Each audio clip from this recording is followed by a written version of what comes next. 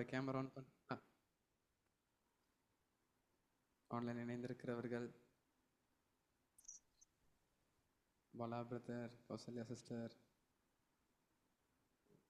எல்லாரும் மகிழ்ச்சியாக இருப்பீங்கன்னு விசுவாசிக்கிறோம். ஓகே, இப்பொழுதும் கூட நம்ம ஆராதனை நம்ம துவங்கலாம். நம்ம ஜெபித்து இன்றைக்கான ஆராதனை வேலைக்குள்ளாக நம்ம கடந்து செல்லலாம். நம்ம ஜெபிப்போம். மகா கிருபையும் இரக்கமும் நிறைந்த தேவனே, இந்த அருமையான ஆசீர்வதிக்கப்பட்ட காலை வேலைக்காக நன்றி செலுத்துகிறோம். இந்த பரிசுத்த நாளை ஆசரிப்பதற்கு கர்த்தர் நீர் ஏற்படுத்தின மகா பெரிய தயவுகளுக்காக நன்றி செலுத்துகிறோம். தேவனே, உம்மை ஆராதிக்கக்கூடிய பாக்கியத்தை எங்களுக்கு கொடுத்திருக்கிறீர்.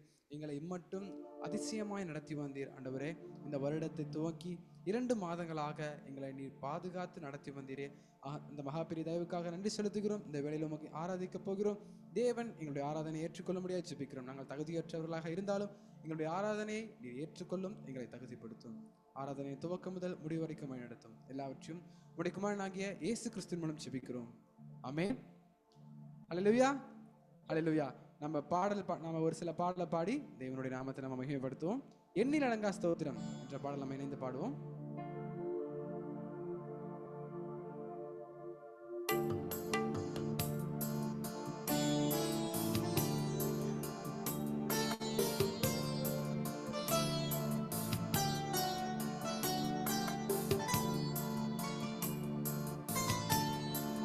பல கரங்களை தட்டி சேர்த்து பாடுவோம்.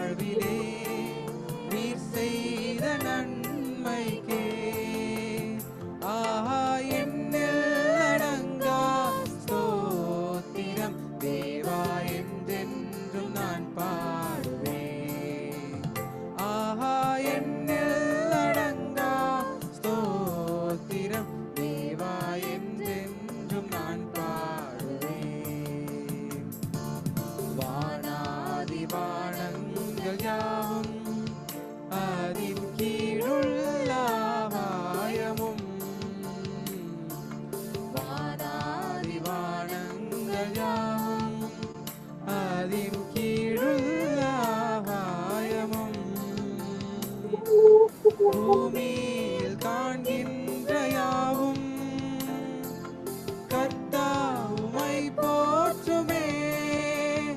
ஆஹா, எண்ணில் அடங்கா ஸ்தோத்திரம் தேவா, என்றென்றும் நான் பாடுவேன்.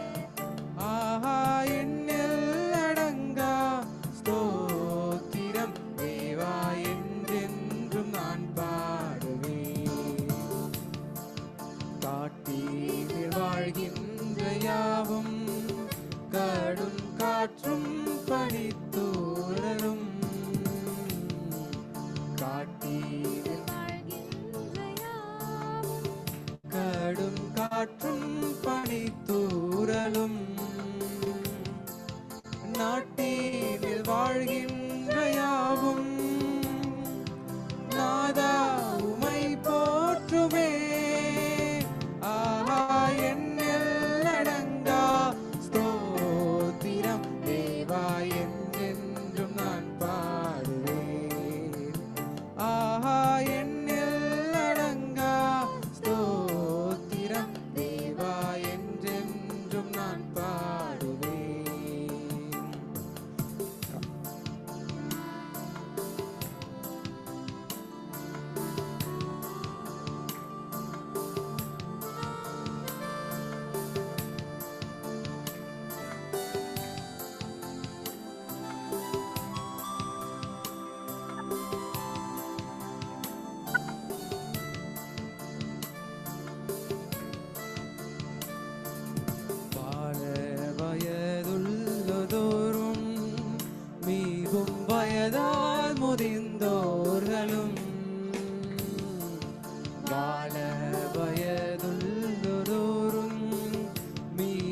வயதால் முதிர்ந்தோர்களும்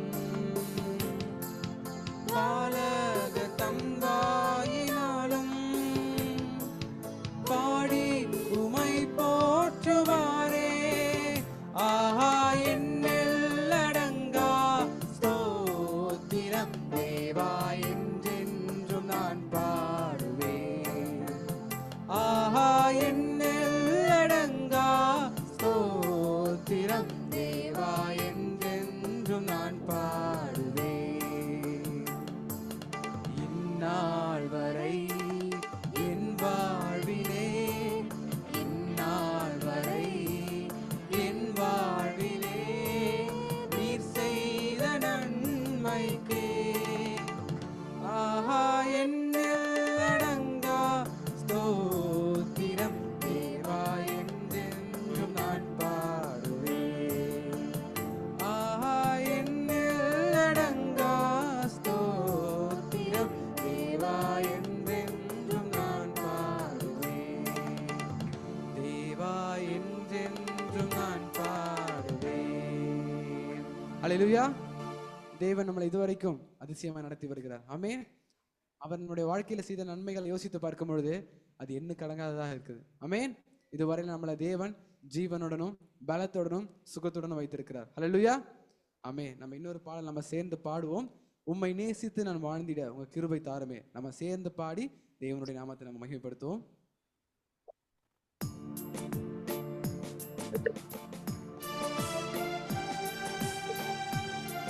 நல்லா கரங்களை தட்டி சேர்ந்து பாடுவோம். ஆன்லைன்ல இணைந்திருக்கிற நாமும் கூட சேர்ந்து பாடி தேவனுடைய நாமத்தை மகிமைப்படுத்துவோம்.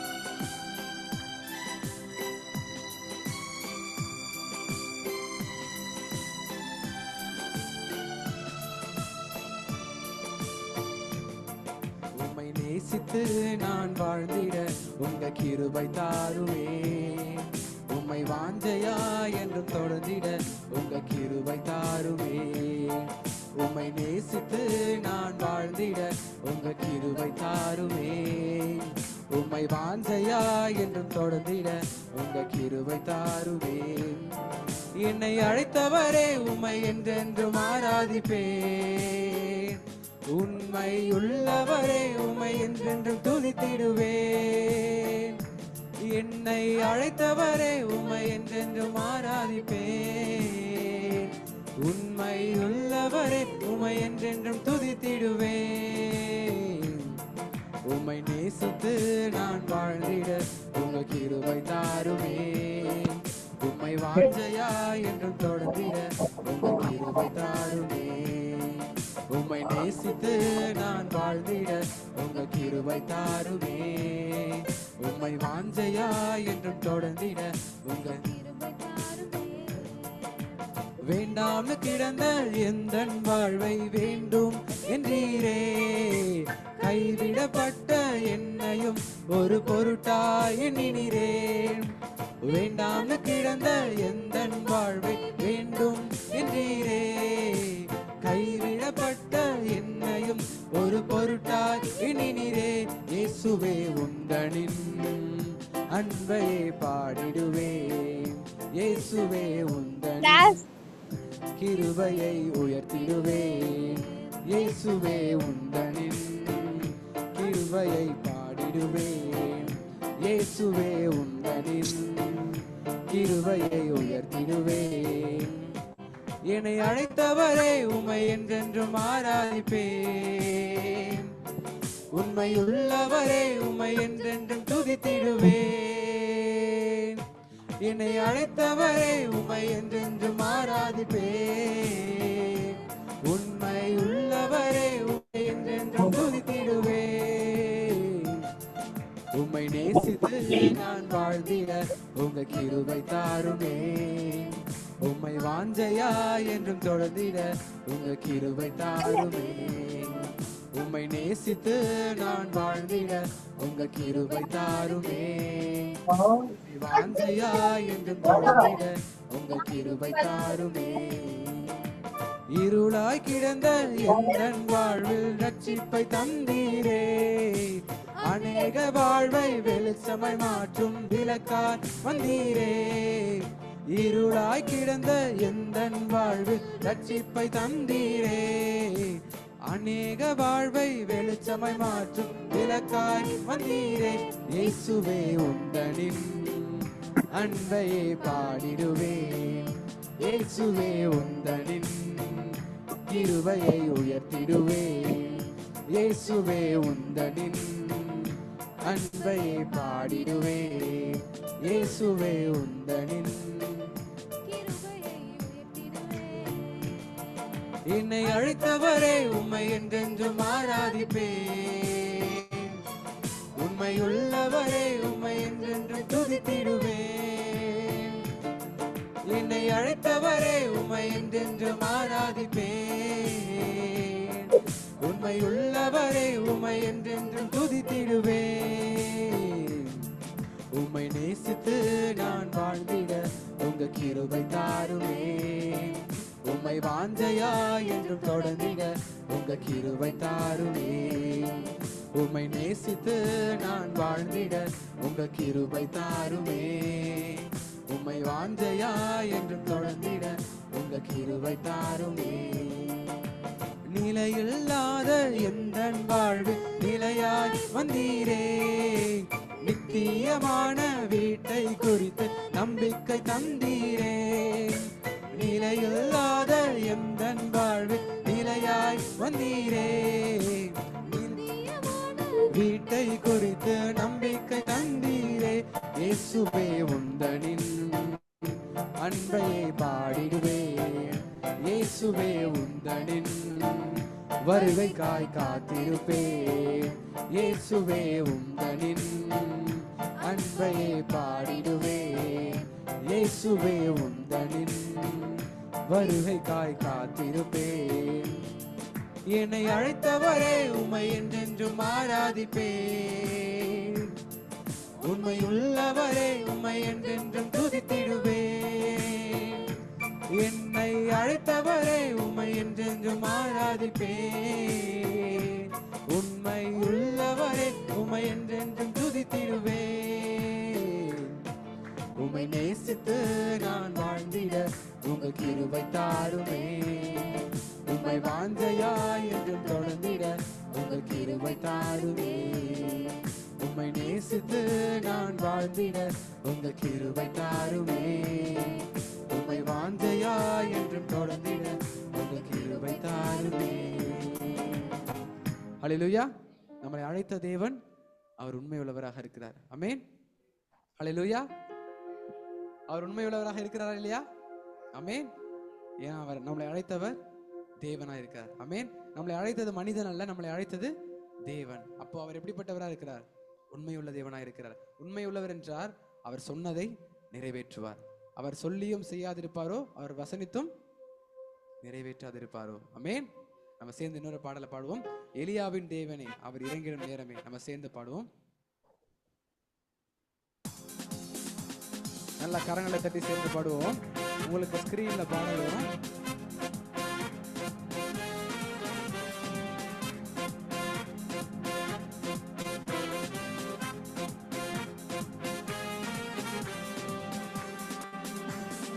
எலியாவின் தேவனே அவர் இறங்கிடும் நேரமே. எலியாவின் தேவனே அவர் இறங்கிடும் நேரமே. அசைவாடும் அனலாக்கும் எங்கள் அக்கினி ஜுவாலையே. அசைவாடும் அனலாக்கும் எங்கள் அக்கினி ஜுவாலையே. எலியாவின் தேவனே, எலியாவின் தேவனே அவர் இறங்கிடும் நேரமே. எலியாவின் தேவனே அவர் இறங்கிடும். நான் ஒருவன் மாத்திரம் மீந்திருக்க பாகாலின் படைகளை எதிர்த்திடுவேன். நான் ஒருவன் மாத்திரம் மீந்திருக்க பாகாலின் படைகளை எதிர்த்திடுவேன். நான் ஜெபிக்க ஜெபிக்க அவர் தலையசைப்பார். நான் ஜெபிக்க ஜெபிக்க அவர் தலையசைப்பார். நெருப்பாய் இறங்கிடுவார். என் தெய்வம் நெருப்பாய் இறங்கிடுவார்.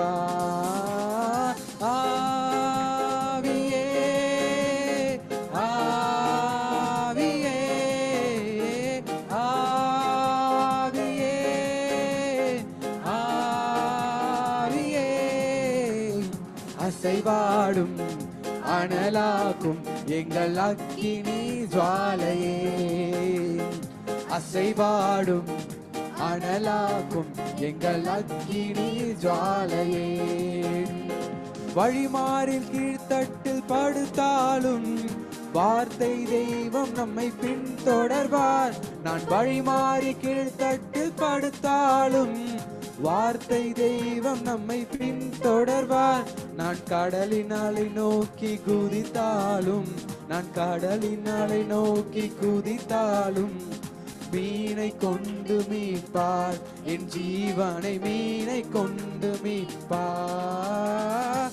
ஆவியே ஆவியே ஆவியே ஆவியே அசைவாடும் அனலாக்கும் எங்கள் அக்கினி ஜுவாலையே. அசைவாடும் அனலாக்கும் கேரி ஆற்று நீர் வற்றி போனாலும் வற்றாத ஜீவநதி நமக்கு உண்டு. கேரி ஆற்று நீர் வற்றி போனாலும் வற்றாத ஜீவநதி நமக்கு உண்டு. பின்னிட்டு பாராமல் முன்னடப்பேன், பின்னிட்டு பாராமல் முன்னடப்பேன். அழைத்தவர் கரம் நடத்தும், நம்மை அழைத்தவர் கரம் நடத்தும். ஆவியே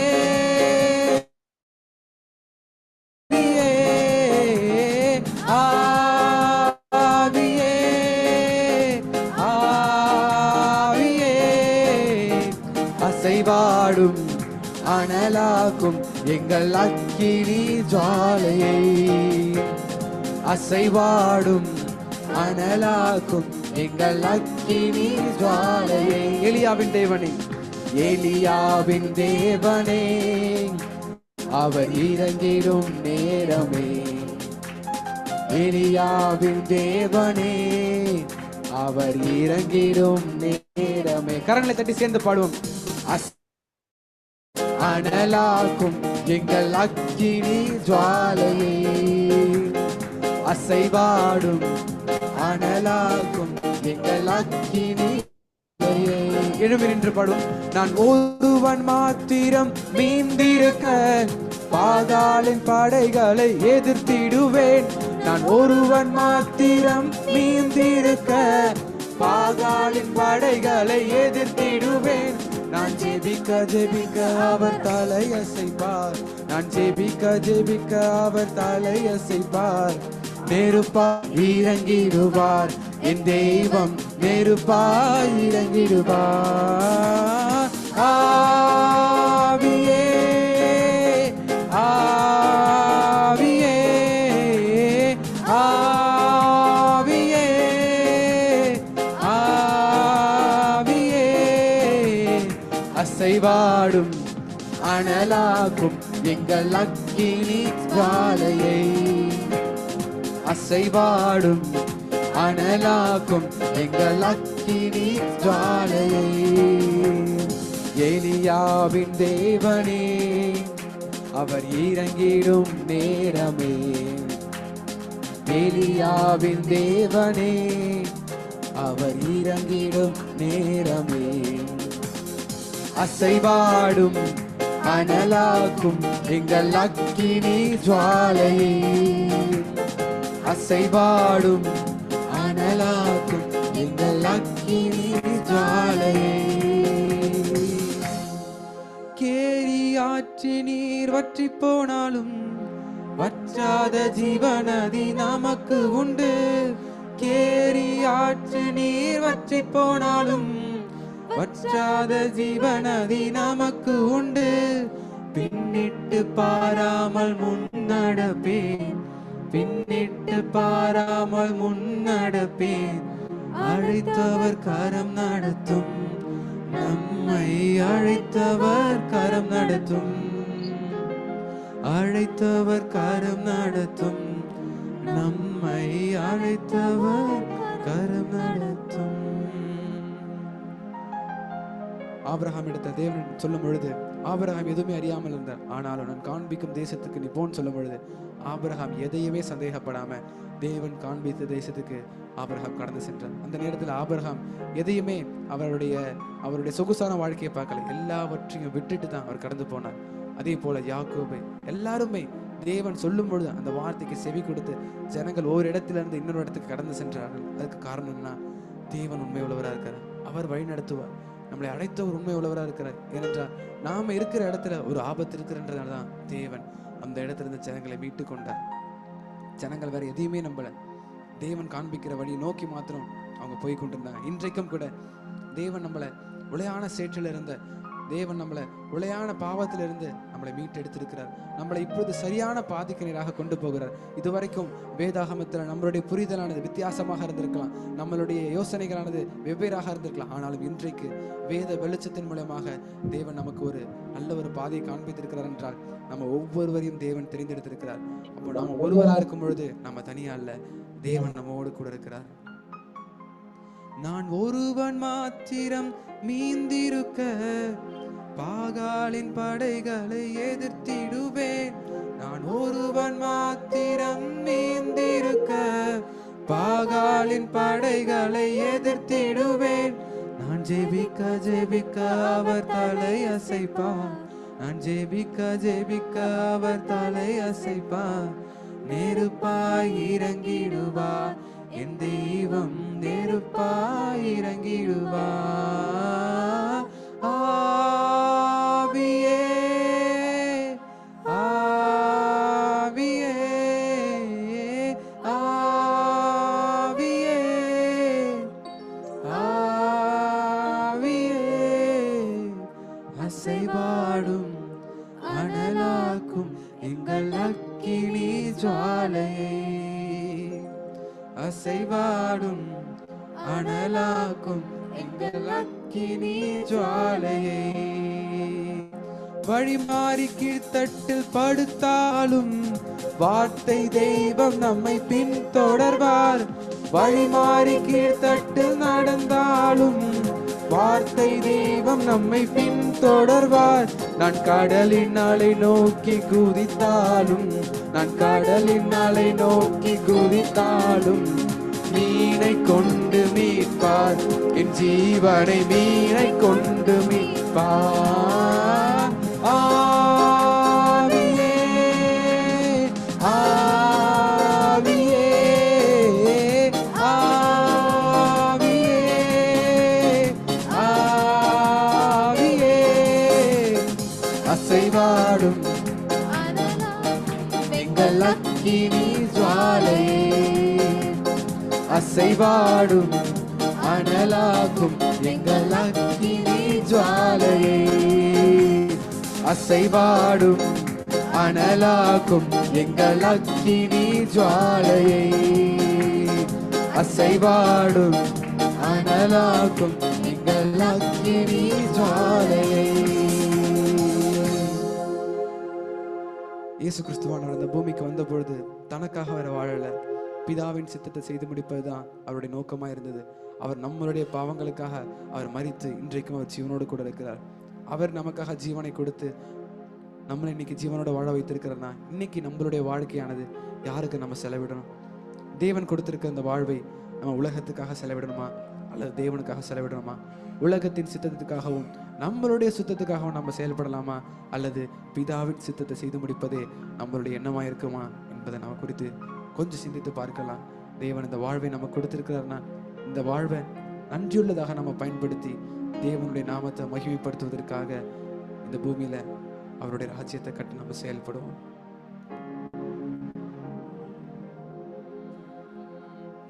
நான் வாழ்வது உமக்காக, உமது ஊழியம் செய்வதற்காக. நான் வாழ்வது உமக்காக, உமது அதிகம் செய்வதற்காக. உமக்காக யாவையும் சகித்துக் கொள்வேனே, என் ஜீவனையும் பொருட்டாக நினைப்பதில்லையே. உமக்காக யாவையும் சகித்துக் கொள்வேனே, என் ஜீவனையும் பொருட்டாக நினைப்பதில்லையே. நீர் தந்த ஊழியத்தை நிறைவேற்றிட, நீர் தந்த ஊழியத்தை நிறைவேற்றிட ஆசையுடன் தினம் ஓடுகிறேன், ஆசையுடன் தினம் ஓடுகிறேன். நான் வாழ்வது உமக்காக, உமது ஊழியம் செய்வதற்காக. நான் வாழ்வது உமக்காக, உமது ஊழியம் செய்வதற்காக. உடைந்து போன எந்தன் கூடாரத்தையே உமது கரத்தில் எடுத்து கட்டுவித்தீரே. உடைந்து போன எந்தன் கூடாரத்தையே உமது கரத்தில் எடுத்து கட்டுவித்தீரே. பாழானவைகளை சீர்படுத்தி விட்டீர், பாழானவைகளை சீர்படுத்தி விட்டீர். பயிர் நிலமாய் என்னை மாற்றி விட்டீர், பயிர் நிலமாய் என்னை மாற்றி விட்டீர். உமக்காக யாவையும் சகித்துக் கொள்வேனே, என் ஜீவனையும் பொருட்டாக நினைப்பதில்லையே. உமக்காக யாவையும் சகித்துக் கொள்வேனே, என் ஜீவனையும் பொருட்டாக நினைப்பதில்லையே. நீ தந்த ஊழியத்தை நிறைவேற்றிட, நீ தந்த ஊழியத்தை நிறைவேற்றிட ஆசையுடன் தினம் ஓடுகிறேன், ஆசையுடன் தினம் ஓடுகிறேன். தொலைந்து போன என்னை தேடி வந்தீரே, உமது ஜீவன் கொடுத்து மீட்டு கொண்டீரே.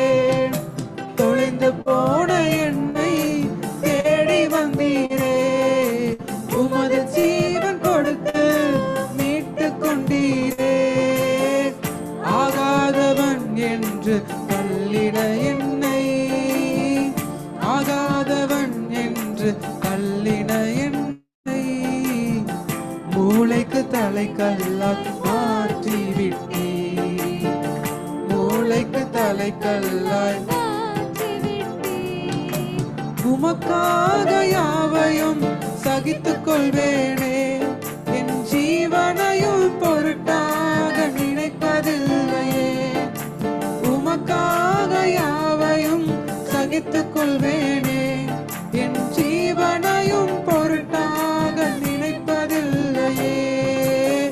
நீர் தந்த ஊழியத்தை நிறைவேற்றிட, நீர் தந்த ஊழியத்தை நிறைவேற்றிட ஆசையுடன் தினம் ஓடுகிறேன், ஆசையுடன் தினம் ஓடுகிறேன். நான் வாழ்வது உமக்காக, உமது ஊழியம் செய்வதற்காக. நான் வாழ்வது உமக்காக, உமது ஊழியம் செய்வதற்காக. எத்தனை பேர் சொல்ல முடியும், தொலைந்து போனான் நம்ம தான் ஆண்டவர் தேடி வந்திருக்கிறார். அநேக நேரங்களில் நம்ம வழி தவறி தேவனை விட்டு நம்ம பின்வாங்கி போனாலும் தேவன் நமக்காக அவர் இறங்கி வந்திருக்கிறார். இந்த வேளையிலும் கூட நம்ம அநேக நாட்களில் அவரை விட்டு தூரம் போயிருந்தாலும் இன்றைக்கு நம்ம அவருடைய சமூகத்துக்கு முன்பாக, அவருடைய பிரசன்னத்துக்கு முன்பாக வந்திருக்கிறோம். நம்ம ஒரு அர்ப்பணிப்பின் இருதயத்தோடு கூட நம்ம உள்ளத்தின் ஆழத்துல இருந்து நம்ம அர்ப்பணிப்பாக இந்த பாடலை பாடலாம். தொலைந்து போன என்னை தேடி வந்தீரே, உமது ஜீவன் கொடுத்து மீட்டு தொலைந்து போன என்னை தேடி வந்தீரே, உமது ஜீவன் கொடுத்து மீட்டு கொண்டீரே. ஆகாதவன் என்று தள்ளின என்னை, ஆகாதவன் என்று தள்ளின என்னை மூளைக்கு தலைக்கல்லாய் மாற்றிவிட்டீ, மூளைக்கு தலைக்கல்லாய் மாற்றிவிட்டீ. எல்லாரோட நான் வாழ்வது உமக்காக, உமது ஊழியம் செய்வதற்காக. நான் வாழ்வது உமக்காக, உமது ஊழியம் செய்வதற்காக. உமக்காக யாவையும் சகித்துக் கொள்வேனே, என் ஜீவனையும் பொருட்டாக நினைப்பதில்லையே. யாவையும் சகித்துக் கொள்வேனே, என் ஜீவனையும் பொருட்டாக நினைப்பதில்லையே. நீர் தந்த ஊழியத்தை நிறைவேற்றிட, நீர் தந்த ஊழியத்தை நிறைவேற்றிட ஆசையுடன் தினம் ஓடுகிறேன், ஆசையுடன் தினம் ஓடுகிறேன். நான் வாழ்வது உமக்காக, உமது ஊழியம் செய்வதற்காக. நான் வாழ்வது உமக்காக, உமது ஊழியம் செய்வதற்காக. அல்லேலூயா. நம்ம கரங்களை தட்டி தேவனுக்கு மகிமை செலுத்துவோம். எல்லாரும் நம்ம அப்படியே அமர்ந்து கொள்ளலாம், எல்லாரும் உட்கார்ந்து கொள்ளலாம். உங்க அனைவரையும் மீண்டும் பார்ப்பதில் மிகுந்த மகிழ்ச்சி. சியோன் வெளிச்சம் திருச்சபை சார்பாக உங்க எல்லாருக்கும் வாழ்த்துக்களை தெரிவித்துக் கொள்கிறோம். எல்லாரும் நல்லா இருக்கீங்களா? கடந்த 2 மாதம் வரைக்கும் தேவன் நம்மளை கிருபையை பாதுகாத்தார். ஆமென். ஒரு புதிய மாதத்திற்குள்ளாக தேவன் நம்மளை வழி நடத்தியிருக்கார். எத்தனை பேர் அந்த நன்றிகளை உணர முடிகிறது? ஆமென். தேவன் நம்மளை அதிசயமாய் நடத்தி வருகிறார். இம்மட்டும் நம்மளை நடத்தின தேவன் இனியும் நம்மளை நடத்துவார். அந்த நம்பிக்கையோடு இருக்கீங்களா? அந்த விசுவாசத்தோடு இருக்கீங்களா? ஓகே. இப்பொழுதும் கூட மிக முக்கியமான நேரமா இருக்கிறது. என்ன நேரம்? இப்போ தேவனுடைய வார்த்தையை நம்ம கேட்க போகிறோம். அப்படிதானே? ஆமென். எத்தனை பேர் ஆயத்தமா இருக்கீங்க? உங்களுடைய பைபிள் நோட் பெண்ணை திறக்கிறத விட உங்களுடைய இருதயத்தை திறந்து என்ன பண்ணுங்க? பைபிள் நோட்டு பெண்ணையும் திறக்கணும். அதே போல உங்களுடைய இருதயத்தையும் திறந்து நம்ம என்ன பண்ணணும்? வார்த்தையை நம்ம கவனிக்கிறவங்களா இருக்கணும். ஆமென்.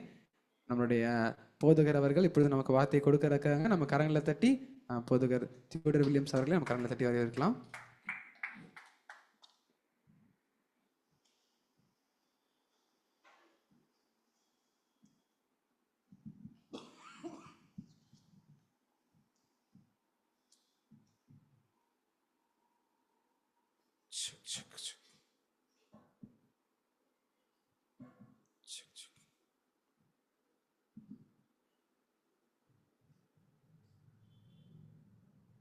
அல்லேலூயா. சந்தோஷமா இருக்கீங்களா? ரொம்ப சந்தோஷமா இருக்கீங்களா? ஸோ தேவனுடைய சமூகத்திலே நாம் எல்லோருமே சந்தோஷமாக இந்த இடத்துல கூடி வந்திருக்க நேரத்திலே ஒரு புதிய காரியத்தை இந்த நாளில் நாம் கேட்க போகிறோம். இந்த நாளில் நாம் பார்க்க போகிறதான தலைப்பு கண்களை திறந்த குருடன். யோவான் 9ஆம் அதிகாரம் இன்னைக்கு நாம் தியானிக்க போகின்றதான முழு அதிகாரம் இல்லையா? இந்த முழு அதிகாரத்தில் என்ன செய்யறோம்? சில வசனங்களை என்ன செய்யப்படுறோம்னாக்கா நம்ம விட்டு இந்த ஒரு கதையை குறித்து நம்ம பார்க்க போகிறோம். சரிங்களா? இந்த யோவான் 9ஆம் அதிகாரத்தில் இயேசு கிறிஸ்துவானவர் என்ன காரியம் செய்யறாரு தெரியுமா? ஏற்கனவே கண்களை திறந்த குருடன் என்று நான் என்ன செய்தேன், தலைப்பை நான் உங்களுக்கு சொல்லியிருக்கிறேன். இந்த யோவான் 9ஆம் அதிகாரத்தில் இயேசு கிறிஸ்துவானவர் ஒரு காரியத்தை செய்கிறார். இந்த அதிகாரத்தை முன்பதாக யார் வாசித்திருக்கீங்களா? இந்த அதிகாரத்தில் என்ன நடக்குது?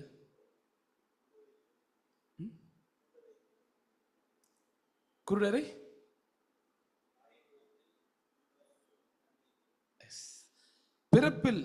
ஒரு குருடனாய் பிறந்த ஒருவனுடைய கண்களை என்ன பண்றாரு? இயேசுவானவர் திறக்கிறதை இந்த இடத்துல நம்ம பார்க்கிறோம் இல்லையா? அப்போ ஒரு கேள்விகளை நாம் கேள்வியை கேட்டு என்ன செய்யணும்னாக்கா இந்த இடத்துல நாம் துவங்க வேண்டும். ஏன் இயேசு ஒரு குருடனின் கண்களை திறந்தார்? வேதத்தில் பார்க்கும் பொழுது இயேசு கிறிஸ்துவானவர் அநேக அற்புதங்களை என்ன பண்ணியிருக்காரு, அவர் செய்திருக்கிறார் என்று பார்க்கிறோம். ஆனால் இந்த இடத்துல பார்க்கின்றதான இந்த குருடனுடைய கண்களை திறக்கிறதன் மூலமாக அவர் என்ன பண்றாரு? ஒரு காரியத்தை நமக்கு சொல்ல வருகிறார். ஏன் இயேசு ஒரு குருடனின் கண்களை திறந்தார்? யோசித்து பார்க்கலாமா? ஏன் திறக்கணும்? ஏன்னா ஏற்கனவே இந்த இடத்துல அவர் பதிலை கொடுத்துட்டார். ஆனா அவர் பதில் கொடுத்தாலுமே கூட நாம் என்ன செய்யணும்? மீண்டுமாக அது என்ன என்று என்ன பண்ணணும்? நம்ம யோசித்து பார்க்க வேண்டும். நாம் எடுத்து வாசிக்கலாம். யோவான் 1ஆம் அதிகாரம் வசனம் 1-5.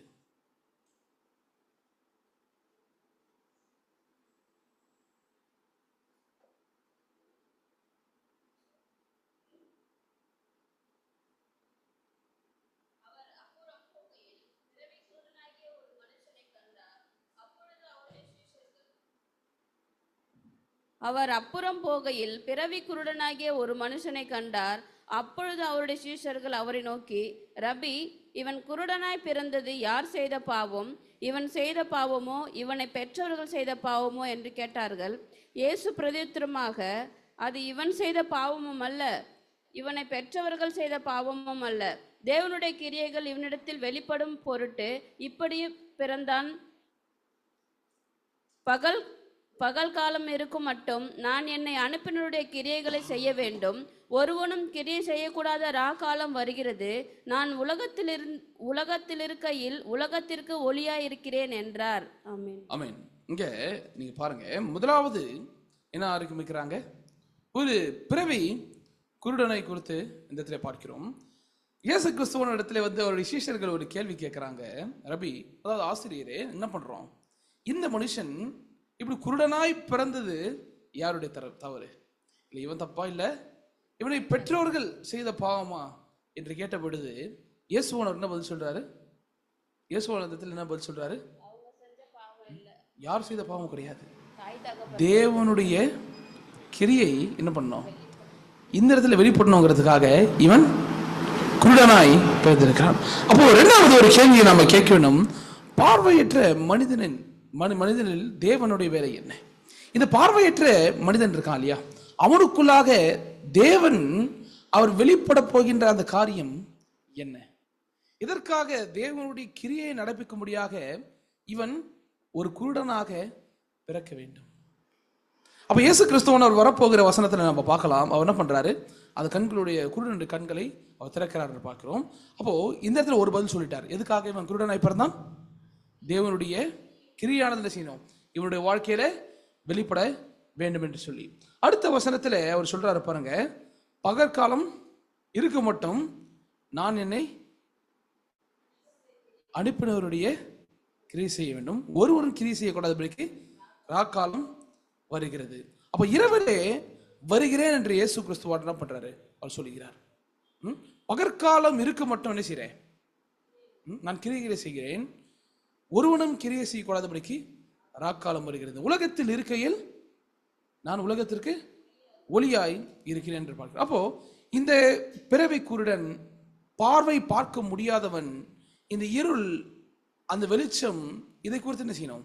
ஒவ்வொன்றை என்ன செய்யணும்? தொடர்ந்து நீங்க என்ன பண்ணணும்? ஒன்றோட ஒன்றை இணைத்து நம்ம அந்த இடத்துல என்ன பண்ணணும்? நம்ம மிஸ் பண்ணிடக்கூடாது, சரிங்களா? ஏன்னா எல்லாமே ஒன்றோடு ஒன்று இணைக்கப்பட்ட ஒரு காரியம் என்று பார்க்கிறோம். அப்ப பகலுக்கும் இரவுக்கும் என்ன ஒரு வித்தியாசம் என்று நம்ம ஏற்கனவே பார்த்தோம். பகல் என்றால் என்ன, இரவு என்றால் என்ன? பகல் என்ன செய்ய முடியும்? நம்மளால வெளிச்சமாக இருக்கும், பாதைகள் என்ன செய்யும் நமக்கு தெரியும், எங்க போகணும் ஏது போகணும்னு தெரியும் இல்லையா? ஆனால் இருளிலே அப்படி நம்மளால நடக்க முடியுமா? இருளில் போகணும், அது இருட்டாக இருக்கும் இல்லையா? அப்ப இருட்டில் கூட நமக்கு என்ன தேவை? ஒரு ஒளி தேவை, ஒரு வெளிச்சம் தேவை இல்லையா? அந்த பாதையிலே சரியாக நாம் நடக்கும்படியாக. அப்ப இயேசு கிறிஸ்துவானவர் சொல்றாரு பாருங்க, நான் இந்த உலகத்தில் இருக்கையில் உலகத்துக்கு என்ன பண்றேன்? ஒளியாக இருக்கிறேன் என்று சொல்லுகிறார். அப்போ யோவான் 1ஆம் அதிகாரத்தில் நாம் தியானித்து பார்க்கும் பொழுது, யோவான் 1ஆம் அதிகாரம் அவர் வார்த்தையை குறித்து அவர் பேசியிருக்கிறார் இல்லையா? அவருடைய வார்த்தையை குறித்து பேசியிருக்கிறார். இந்த வார்த்தை என்ன சொல்லுகிறது என்று பார்க்க முடியுது. யோவான் 1:4 என்ன சொல்லுகிறது?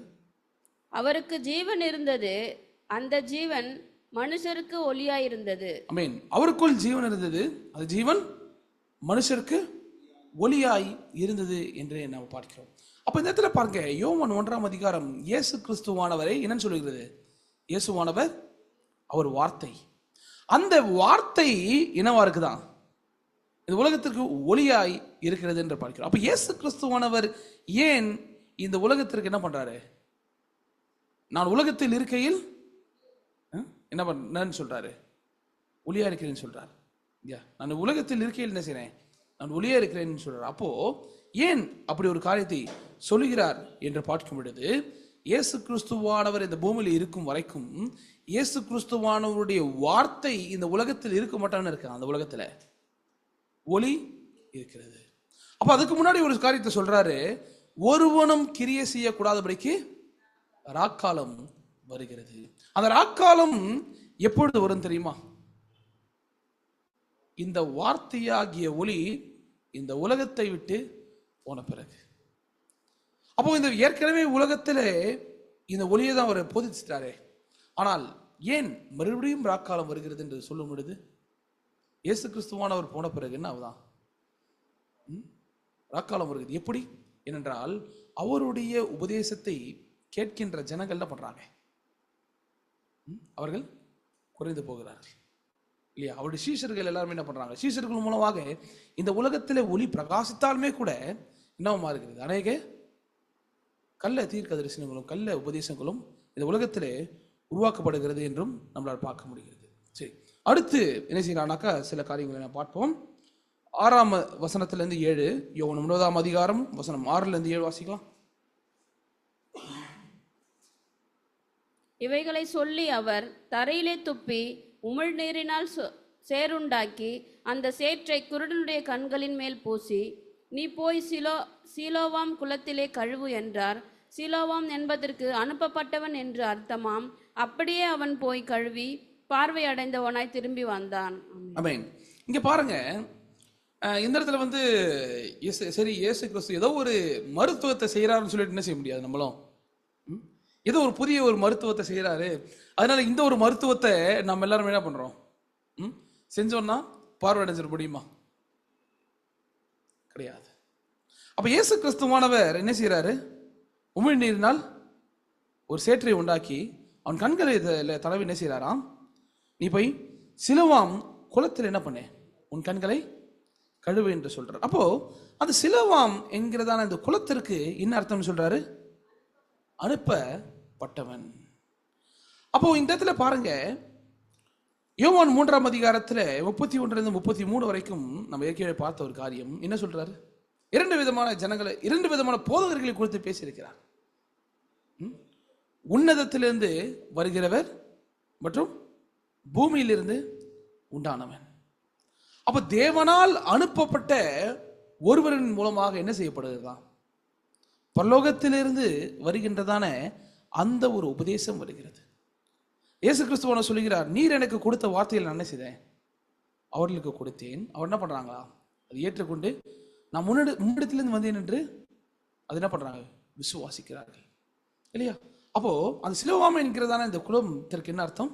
அனுப்பப்பட்டவன் என்ற அர்த்தம். அப்ப அனுப்பப்பட்டவன் என்றால் தேவனால் அனுப்பப்பட்டவன், அவருடைய வார்த்தை உடையவன் என்று அர்த்தம் இல்லையா? அப்ப தேவனுடைய அந்த தண்ணீருக்கு வேதம் என்ன அர்த்தம் சொல்லுகிறது? அவருடைய வார்த்தை நம்மை சுத்திகரிக்கிறதான தேவனுடைய வார்த்தை என்று என்ன பண்ணுகிறது? சொல்லுகிறது என்று பார்க்கிறோம். அப்போ அந்த குளத்திலே அவன் கழுவின பிறகு என்னாவது?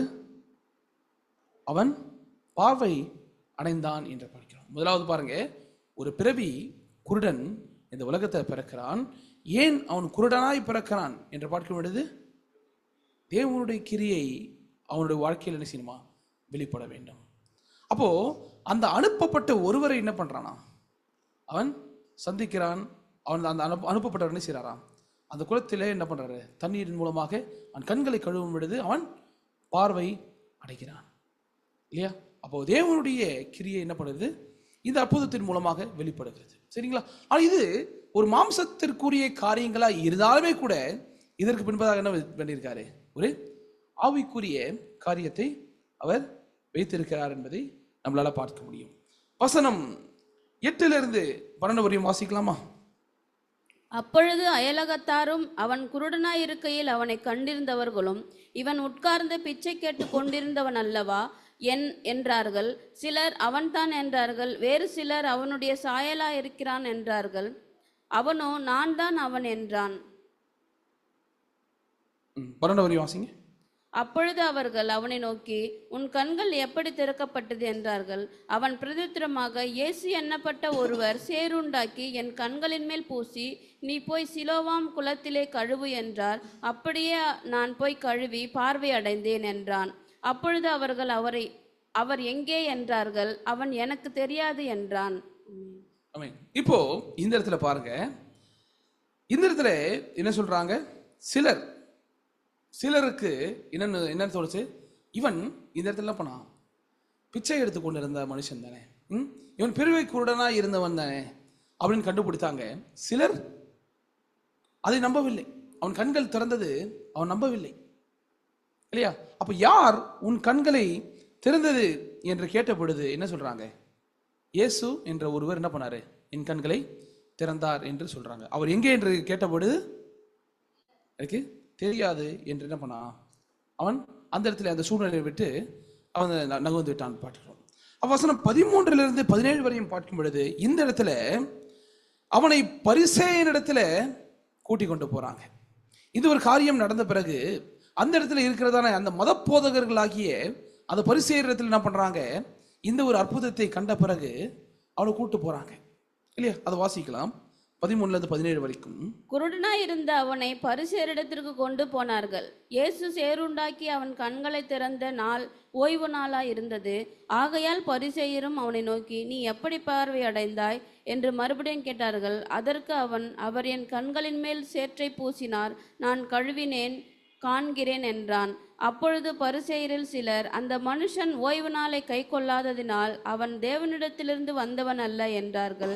வேறு சிலர், பாவியாய் இருக்கிற மனுஷன் இப்படிப்பட்ட அற்புதங்களை எப்படி செய்வான் என்றார்கள். இவ்விதமாய் அவர்களுக்குள்ளே பிரிவுனை உண்டாயிற்று. மறுபடியும் அவர்கள் குருடனை நோக்கி, உன் கண்களை திறந்தானே, அவனை குறித்து நீ என்ன சொல்லுகிறாய் என்றார்கள். அதற்கு அவர் தீர்க்கதரிசி என்றான். ஆமென். இங்க பாருங்க, இந்த அற்புதம் நடந்த பிறகு பரிசேயர் இடத்துல கூட்டு போறாங்க. பரிசேயர்கள் யார் என்று பார்க்கும் பொழுது அந்த காலத்தில் வாழ்ந்த மத குருக்கள், மத போதகர்கள்.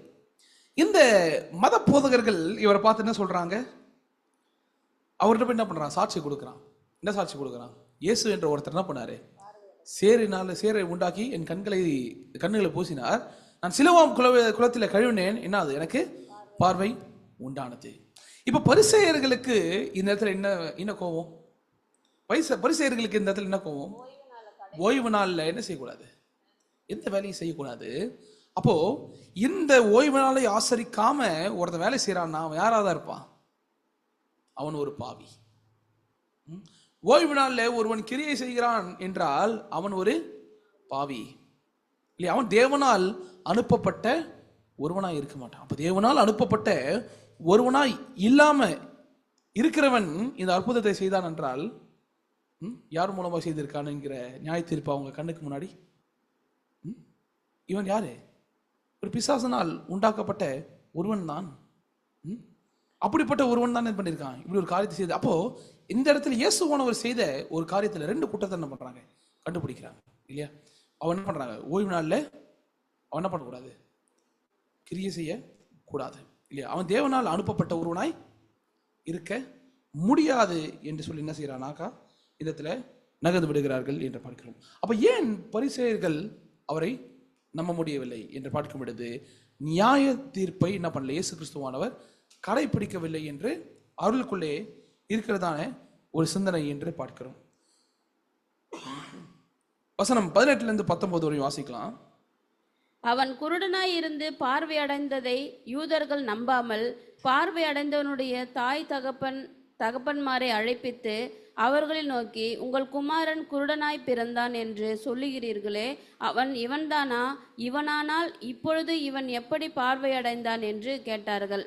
தாய் தகப்பன்மார் பிரதியுத்தரமாக, இவன் எங்கள் குமாரன் தான் என்றும் குருடனாய் பிறந்தான் என்றும் எங்களுக்கு தெரியும். இப்பொழுது இவன் பார்வையடைந்த வகை எங்களுக்கு தெரியாது. இவன் கண்களை திறந்தவன் இன்னான் என்பதும் எங்களுக்கு தெரியாது. இவன் வயதுள்ளவனாய் இருந்தான், இவனை கேளுங்கள், இவனே சொல்லுவான் என்றார்கள். 23 வாசிங்க. அவனுடைய தாய் தகப்பன்மார் யூதர்களுக்கு பயந்ததினால் இப்படி சொன்னார்கள். ஏனெனில் இயேசுவை கிறிஸ்து என்று எவனாவது அறிக்கை பண்ணினால் அவனை ஜெப ஆலயத்துக்கு புறம்பாக்க வேண்டும் என்று யூதர்கள் அதற்கு முன்னமே கட்டுப்பாடு செய்திருந்தார்கள். அது நிமித்தம் இவன் வயதுள்ளவனாய் இருக்கிறான், இவனையே கேளுங்கள் என்று அவன் தாய் தகப்பன்மார் சொன்னார்கள். ஆமென். இப்போ இந்த இடத்துல பார்க்கும் பொழுது என்ன சொல்றானா, இந்த கண்களை திறந்து இயேசு அவர் பார்த்தாரா? முதல்ல யார் என்ன அடையாளம் கண்டுபிடிச்சானான்னு பார்த்தா, இவன் என்ன சொல்றான் கேட்கும் பொழுது, இவர் யாரு? இவர் ஒரு தீர்க்கதரிசின்னு சொல்லிட்டு போயிட்டான். அப்போ யூதர்கள் சிலர் என்ன பண்ணல, இந்த பிறவி குருடனை பார்த்து நம்பிக்கை வரல இல்லையா? இந்த யூதர்கள் இந்த பிறவி குருடனை பார்த்து நம்பிக்கை அடையல. அதனால அந்த தாய் தகப்பனை போய் என்ன பண்றாங்க, கூட்டிட்டு வராங்க இல்லையா? தாய் தகப்பனை கூட்டு வராங்க. அந்த தாய் தகப்பனை நோக்கி, இவன் யாரு? உங்கள் குமாரன் தானா? இவன் பிறவில இருந்த யாரு? ஒரு குருடனா என்று கேட்கும் பொழுது தாய் தகப்பன் என்ன சொல்றாங்க? ஆமா, இது யாரு? என்னுடைய பிள்ளை தான், இது என்னுடைய பிள்ளை தான், நான் பெற்ற மகன் தான். ஆனா இவன் பிறப்புல இருந்து யாரு? ஒரு குருடன் தான். ஆனா இவனுக்கு இப்ப பார்வை அடைந்தது. ஆனால் இவனுக்கு பார்வை கொடுத்தது யாருன்னு எனக்கு தெரியாது. ஏன் அப்படி சொன்னாங்க?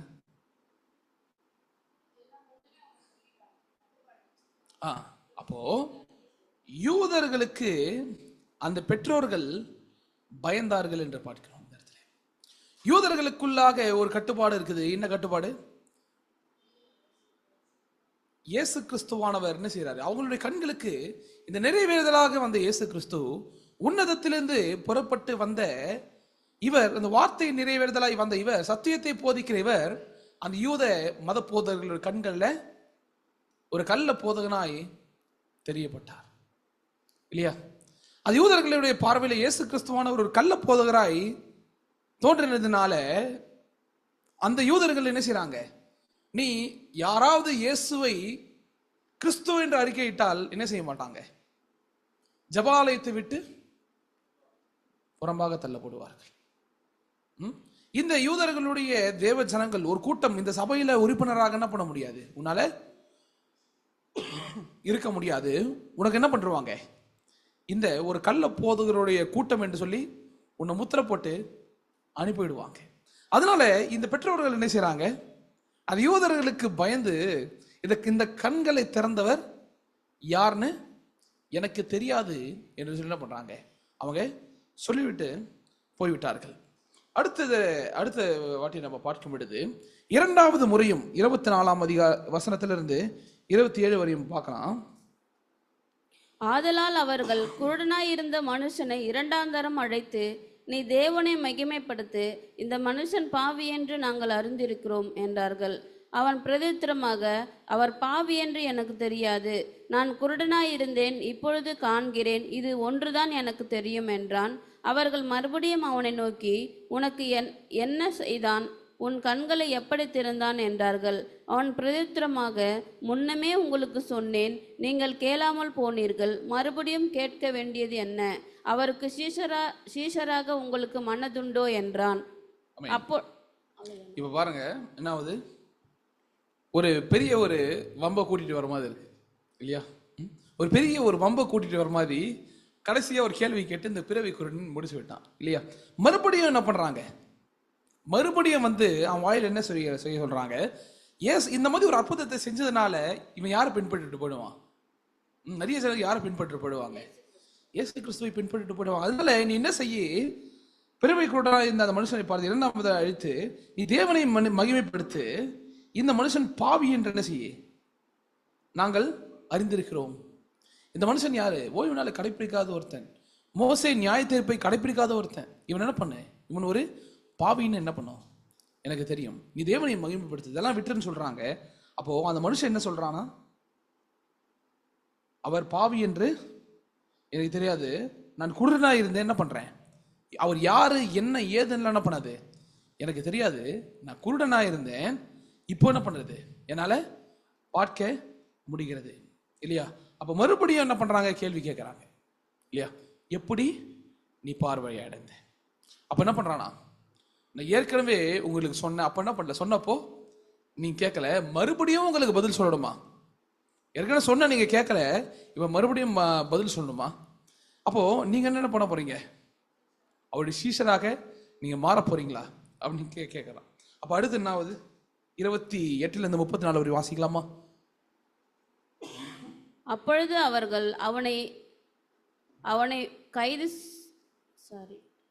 அவனை வைத்து, நீ அவனுடைய சீஷன், நாங்கள் மோசேயினுடைய சீஷர், மோசேயினுடைய தேவன் பேசினார் என்று அறிவோம், இவன் எங்கே இருந்து வந்தவன் என்று அறிவோம் என்றார்கள். அதற்கு அந்த மனுஷன், அவர் என் கண்களை திறந்திருந்தும் அவர் எங்கே இருந்து வந்தவர் என்று நீங்கள் அறியாதிருக்கிறது ஆச்சரியமான காரியம். பாவிகளுக்கு தேவன் செவி கொடுக்கிறதில்லை என்று அறிந்திருக்கிறோம்.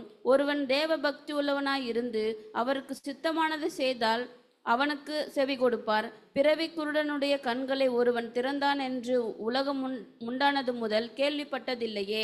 அவர் தேவனிடத்திலிருந்து வராதிருந்தால் ஒன்றும் செய்ய மாட்டாரே என்றான். அவர்கள் அவனுக்கு பிரதித்திரமாக, முழுவதும் பாவத்தில் பிறந்த நீ எங்களுக்கு போதிக்கிறாயோ என்று சொல்லி அவனை புறம்பே தள்ளிவிட்டார்கள். ஆமென். அப்போ இந்த இடத்துல என்ன பண்றாரு இயேசு கிறிஸ்துவ, என்ன பண்ணல அந்த குருடன், அவர் விட்டு கொடுக்காம பேசுறார். சொல்ல போனாக்கா இயேசு கிறிஸ்துவை இந்த குருடன் விட்டு கொடுக்காம பேசுகிறார் என்று நாம பார்க்கிறோம்.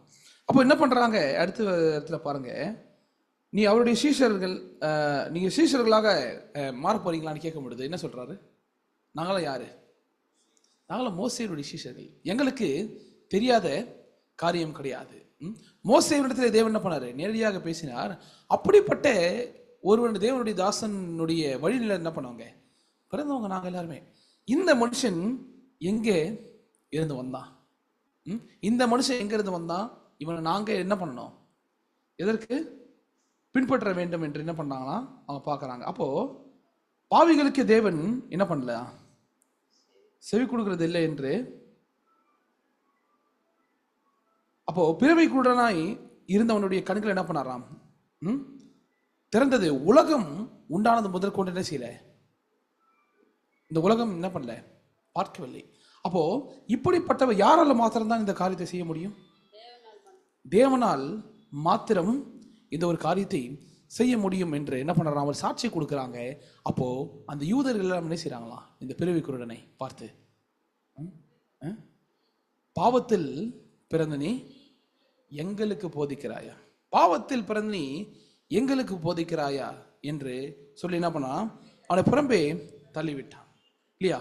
இப்போ பாருங்க, முதலாவது இயேசுவானவர் என்ன பண்ணாரு, பிறவி குருடனை பார்த்தார், அவருடைய கண்களை என்ன பண்ணாரு, சேற்றினால் தடவி சிலுவாம் குழவத்திலே கழுவு சொன்னார் இல்லையா? அப்ப இதை பார்த்து என்ன பண்ணாங்களாம், ஜனங்கள்லாம் ஆச்சரியம் அடைந்து மத போதகர்களாகிய அந்த யூதர்கள் இடத்துல கொண்டு போறாங்க. இந்த இடத்துல சொல்றாரு பாருங்க, யூதர்கள் இடத்துல, உலகம் தோன்றின முதல் பிறவி குருடனுடைய கண்கள் திறக்கப்பட்டது இல்லை இல்லையா? அப்போ அந்த கண்களை என்ன பண்ணாரு, திறந்ததுனால முதலாவது யூதர்கள் இடத்துல என்ன பண்றாங்க, கூட்டிட்டு போய் காமிக்கிறாங்க. அது யூதர்கள் என்ன செய்றாங்க, முதலாவது தப்பதான் சுட்டி காட்டுறாங்க இல்லையா? ஓய்வு நாள்ல கிரியை செய்தது ஒரு தவறான காரியம் என்று சொல்லி. அப்போ அவங்க மறுபடியும் அந்த என்ன பண்றாங்க, அந்த பிறவி குருடனுடைய மனசை மாத்த பாக்குறாங்க. எப்படி, இவர் யாரு, ஒரு பாவி, இவர் ஒரு பாவி, இது ஓய்வு நாளில் கிரியை செய்தது தேவனுடைய கிரியை கிடையாது, இது தேவனால் அனுப்பப்பட்ட ஒருவன் கிடையாதுன்னு சொல்லி. ஆனால் அவன் என்ன பண்றானா, அந்த குருடன் தேவனால் அனுப்பப்படவில்லை என்றால் என்ன செய்ய முடியாது. உலகம் உண்டானது முதற்கொண்டு ஒரு கண்கள் யாருடைய கண்களும் திறக்கப்பட்டது கிடையாது இல்லையா? அப்போ இந்த ஒரு காரியத்தை என்ன பண்றாரு, அந்த குருடன் பேசும் பொழுது யூதர்கள், பாவத்தில் பிறந்த நீ எங்களுக்கே நீ போதிக்கிறையா என்று சொல்லி அவனை புறம்பே தள்ளி விட்டார்கள் என்று பார்க்கிறோம். இப்போதான் என்ன பண்றாரு, இயேசு கிறிஸ்துவானவர் மீண்டுமாக இந்த இடத்துக்குள்ள வரார். 35 36 வரைக்கும் பாருங்க. அவனை அவர்கள் புறம்பே தள்ளிவிட்டதை இயேசு கேள்விப்பட்டு அவனை கண்டபோது, நீ தேவனுடைய குமாரனிடத்தில் விசுவாசமாய் இருக்கிறாயா என்றார். அதற்கு அவன், ஆண்டவரே, அவரிடத்தில் நான் விசுவாசமாய் இருக்கும்படிக்கு அவர் யார் என்றான். இப்போ இயேசு கிறிஸ்துவானது கேள்விப்பட்டு மறுபடியும் வராரு. அப்போ இயேசு கிறிஸ்துவோட என்ன பண்றாரு? நீ தேவனுடைய குமாரன் மேல் விசுவாசமாய் இருக்கிறாயா என்று கேட்டபொழுது என்ன சொல்றாராம்? அவர் மேல் விசுவாசமா இருக்கிறதுக்கு அவர் யார் என்று கேட்டபொழுது 37 38 வரையும் நம்ம பார்க்கலாம். இயேசு அவனை நோக்கி, நீ அவரை கண்டிருக்கிறாய், உன்னுடனே பேசுகிறவர் அவர்தான் என்றார். உடனே அவன், ஆண்டவரே, விசுவாசிக்கிறேன் என்று சொல்லி அவரை பணிந்து கொண்டான். ஆமென். இங்க பாருங்க, யார் என்று கேட்ட பொழுது உன்னுடனே என்ன பண்றாரு? நீ அவரை கண்டிருக்கிறாய், உன்னுடனே பேசுகிறவர் அவர்தான் என்றார். உடனே ஆண்டவரே விசுவாசிக்கிறேன் என்று சொல்லி அவர் என்ன பண்ணா? பணிந்து கொண்டார் என்று பார்க்கிறோம். அடுத்த வசனத்தை வாசிக்கலாமா? அப்பொழுது இயேசு காணாதவர்கள் காணும்படியாகவும் காண்கிறவர்கள் குருடராய் இருக்கும்படியாகவும் நியாய தீர்ப்புக்கு நான் இந்த உலகத்தில் வந்தேன் என்றார். அவருடனே கூட இருந்த பரிசேயரில் சிலர் இவைகளை கேட்டபொழுது, நாங்களும் குருடரோ என்றார்கள். இயேசு அவர்களை நோக்கி, நீங்கள் குருடராய் இருந்தால் உங்களுக்கு பாவம் இராது. நீங்கள் காண்கிறோம் என்று சொல்லுகிறபடினால் உங்கள் பாவம் நிலை நிற்காது என்றார்.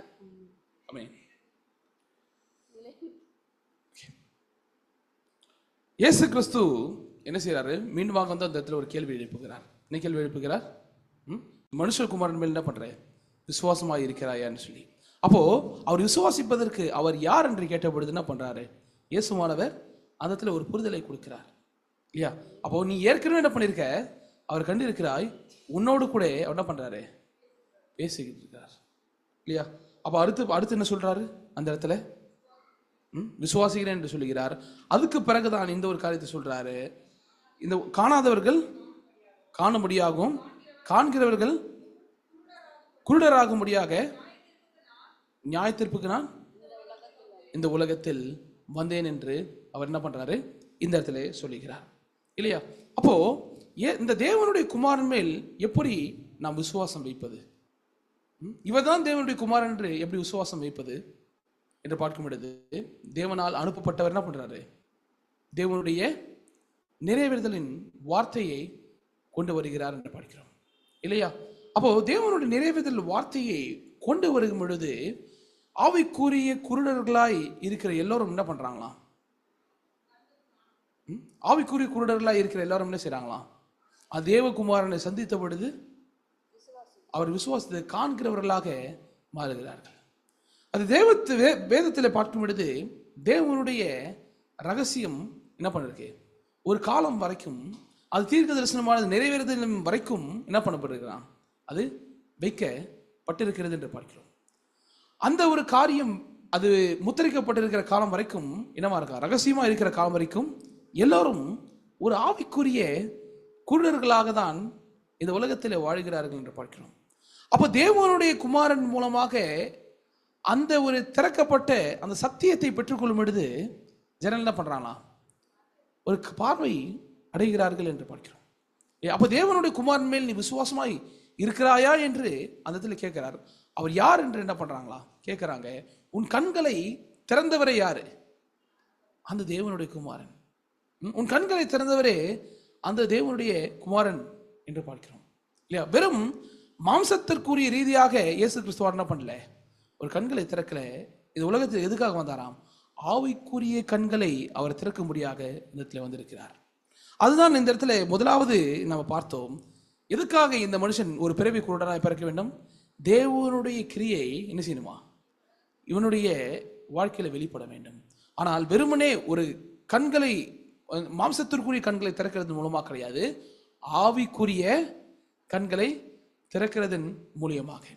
அப்போ அந்த கடைசியாக இயேசுவானவர் ஒரு காரியத்தை சொல்லி முடிக்கிறாரு. காண்கிறவர்கள் குருடராகும்படியாக, காணாதவர்கள் என்ன செய்யும்படியாக, காணும்படியாக நியாய தீர்ப்புக்கென்று இந்த உலகத்திற்கு வந்தேன். அப்போ இந்த உலகத்தில் ஏற்கனவே குருடர்கள் யார் என்று கேட்டால், தேவனுடைய சித்தத்தை பார்க்க முடியாதவர்கள், இந்த வேதத்திலே தேவன் கொடுத்திருக்கின்ற அந்த ரகசியத்தை அறிந்து கொள்ள முடியாதவர்கள் இவர் எல்லாருமே யாருன்னு பார்க்கிறோம்? பாதை அறியாதவர்கள். பாதை அறியாதவர்கள் எல்லாருமே குருடர்கள் இல்லையா? அப்போ எனக்கு தேவனுடைய சித்தம் தெரியும், இதுதான் தேவன் விரும்புகிறார், இந்த வழியில தான் போக சொல்லுகிறார் இப்படின்னு சொல்லுகிறவங்க எல்லாம் யாரு? அவள் எல்லாருமே குருடர்கள். ஆனால் குருடனாய் இருக்கிறவன் என்ன செய்யணும்? பார்வை அடையணும்னு சொன்னாக்கா அந்த பார்வையை தருகிற ஒருவர், அந்த பாதையை தெரிகிற ஒருவரிடத்தில் என்ன பண்ணணும்? வந்து சேர்ந்து அவர் என்ன பண்ணணும்? பார்வை அடைய வேண்டும் இல்லையா? வேதத்திலே நாம் பார்க்கும் பொழுது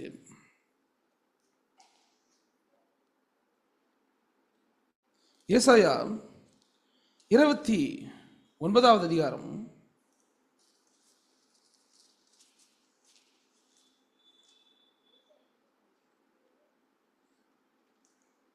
வசனம் 9 11 வாசிக்கிறீங்களா? தரித்து நின்று திகையுங்கள், பிரமித்து கூப்பிடுங்கள். வெறுத்திருக்கிறார்கள் திராட்சை ரசத்தினால் அல்ல, தள்ளாடுகிறார்கள் மதுபானத்தினால் அல்ல. கர்த்தர் உங்கள் மேல் கனநித்திரையின் ஆவியை வரப்பண்ணி உங்கள் கண்களை அடைத்து ஞான திருஷ்டிக்காரராகிய உங்கள் தீர்க்கதரிசிகளுக்கும் தலைவர்களுக்கும் முக்காடு போட்டார். 13 வாசிங்க. ஆதலால் தரிசனமெல்லாம் உங்களுக்கு முத்திரிக்கப்பட்ட புஸ்தகத்தின் வசனங்களைப் போலிருக்கும். வாசிக்க அறிந்திருக்கிற ஒருவனும் அதை கொடுத்து, நீ இதை வாசி என்றால் அவன் இது என்னால் கூடாது, இது முத்திரிக்கிறது என்பான். அல்லது வாசிக்க தெரியாதவனிடத்தில் புஸ்தகத்தை கொடுத்து, நீ இதை வாசி என்றால் அவன் எனக்கு வாசிக்க தெரியாது என்பான். இந்த ஜனங்கள் தங்கள் வாயினால் என்னிடத்தில் சேர்ந்து தங்கள் உதடுகளினால் என்னை கனம் பண்ணுகிறார்கள். அவர்கள் இருதயமும் எனக்கு தூரமாய் விலகி இருக்கிறது. அவர்கள் எனக்கு பயப்படுகிற பயம் மனுஷராலே போதிக்கப்பட்ட கற்பனையா இருக்கிறது. ஆமென். இப்போ பாருங்க, குருடர்கள், ஆவிக்குரிய குருடர்கள் என்று சொல்லும் பொழுது இந்த இடத்துல தான் என்ன பண்ண முடியும்? நம்மளால புரிந்து கொள்ளும். தேவனுடைய சித்தத்தை அவர் நாம் நடக்க வேண்டிய பாதையை தீர்க்க தரிசனமாய் கொடுத்திருக்கிறார். அந்த தீர்க்க தரிசனமோ என்ன செய்யப்பட்டிருக்கான்? அது ஒரு முத்திரிக்கப்பட்ட புஸ்தகமாக இருக்கிறது. அப்ப தீர்க்க தரிசனியாகிய தலைவர்களுடைய கண்களை என்ன பண்ணியிருக்காரு? தேவனே மறைத்து அவர் முக்காடு போட்டிருக்கிறார். தரிசனம் எல்லாம் என்ன பண்ணிருக்கான்? ஒரு முத்திரிக்கப்பட்ட புஸ்தகமாக இருக்கிறது. அப்ப வாசிக்க அறிந்திருக்கிற ஒருத்தனத்துல கொடுத்து கூட என்ன பண்ண முடியாது, அவனால வாசிக்க முடியாது. அப்ப வாசிக்கிறவன் யார் என்று பார்க்கும் பொழுது போதிக்கிற ஒருவன். அதை போதிக்கிற ஒருவனுக்கே அது தெரியவில்லை என்று சொன்னால் அவனை பின்பற்றுகிற எல்லோருக்கும் என்ன நிலைமை? அதனால்தான் அது பரிசேயர்கள் என்ன பண்றாங்க? பரிசேயர்களை நோக்கி என்ன பண்றாரு? இயேசு கிறிஸ்துவ இடத்துல சொல்லுகிற காரியம் இது இல்லையா? அப்போ காணாதவர்கள் காணும்படியாகும் என்று சொல்லும் பொழுது, இந்த ஒரு காரியம் எனக்கு தெரியாது என்று சொல்லும் பொழுது, அனுப்பப்பட்ட ஒருவரிடத்துல போகிறதன் மூலமாக தான் நாம் கண்கள் திறக்கப்படும் இல்லையா? அப்ப இயேசு கிறிஸ்துவான இந்த உலகத்திலே தோன்றுகிற வரைக்கும், அந்த நிறைவேறதில் இயேசு கிறிஸ்து போதிக்கிற வரைக்கும் யாருக்காவது பாதை தெரியுமான்னு கேட்டா ஒருவனுக்கும் அந்த பாதை தெரியாது. அப்ப அந்த பாதையை அறிய வேண்டும் என்று சொன்னால் இயேசு கிறிஸ்துவின் இடத்துல போய் என்ன பண்ணணும்?